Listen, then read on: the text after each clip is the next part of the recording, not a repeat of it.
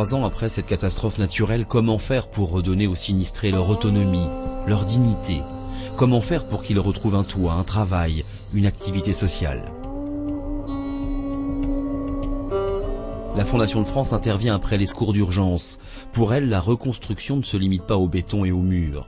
Les sinistrés bénéficiant de l'aide internationale ne doivent pas devenir des assistés.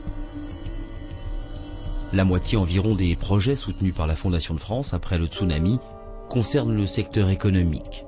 Reprise d'activités artisanales, de l'agriculture, comme ici dans les rizières, ou de la pêche, avec la reconstruction de bateaux, mais également des formations professionnelles. Il y a aussi le microcrédit qui invite les habitants à se rassembler, à s'engager collectivement autour de projets proposés par chaque membre de groupe composé d'une dizaine de personnes. La création d'une institution de microfinance permet par exemple aux personnes démunies de trouver les conditions de la création et du développement de leur entreprise.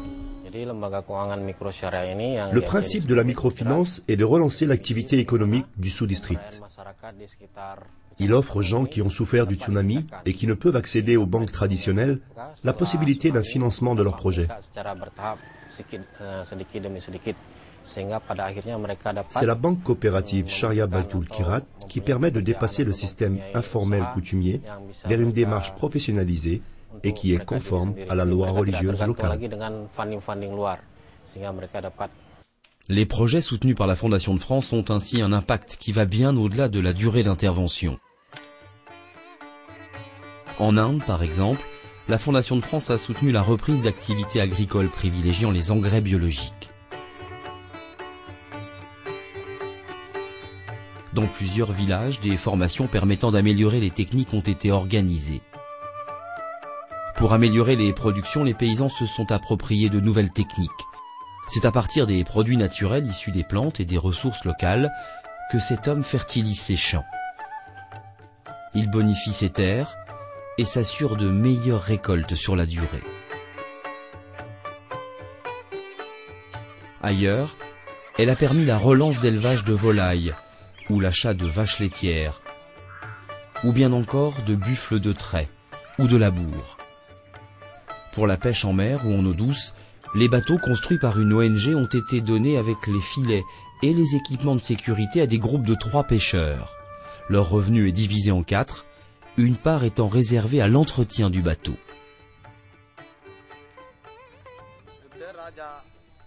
Mon nom est Souracha. J'ai tout perdu avec le tsunami. Blaise m'a aidé en me donnant un bateau et des filets. Maintenant, j'ai un revenu de 150 roupies par jour et ma vie est bien meilleure. Merci à vous. En Indonésie, la Fondation de France a apporté son soutien à la reprise d'activités artisanales très variées, des taxis-motos, des ateliers de ferronnerie, des boulangeries-pâtisseries, ou bien encore le séchage et la vente de poissons,